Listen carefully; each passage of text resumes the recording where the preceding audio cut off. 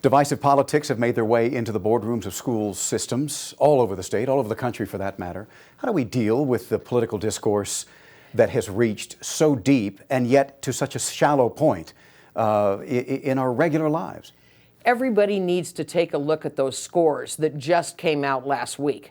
We are damaging our kids. Now, some of that was exacerbated by COVID. 2 years of being locked out of the classroom.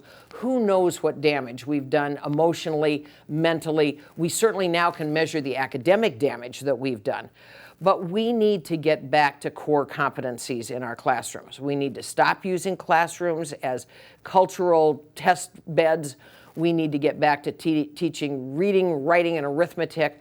Our kids are being shortchanged. I voted against the bill that Kate Brown and Tina Kotek promoted that lessens standards. I would toughen standards. So beyond the standards issue, the question is, how do we protect school board members, superintendents, administrations for that matter, from the rancor of angry parents in these school board meetings, that many of which, depending on who you talk to, are there simply for political reasons to, I don't know, attempt to oust an administration?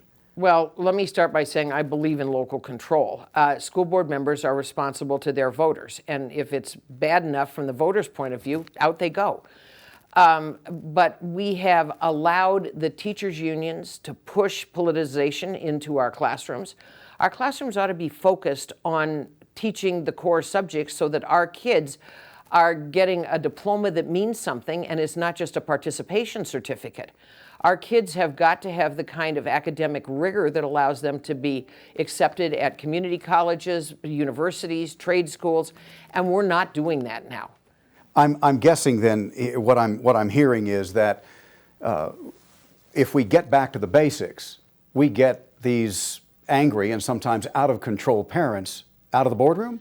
I can't speak to that. One guy's out of control parent is another guy's First Amendment rights. I think our lack of civility and decorum in these meetings is appalling.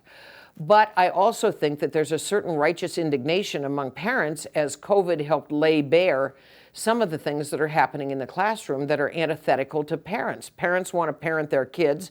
I think we ought to listen more to parents and more to classroom teachers and understand the difficulties in running a classroom.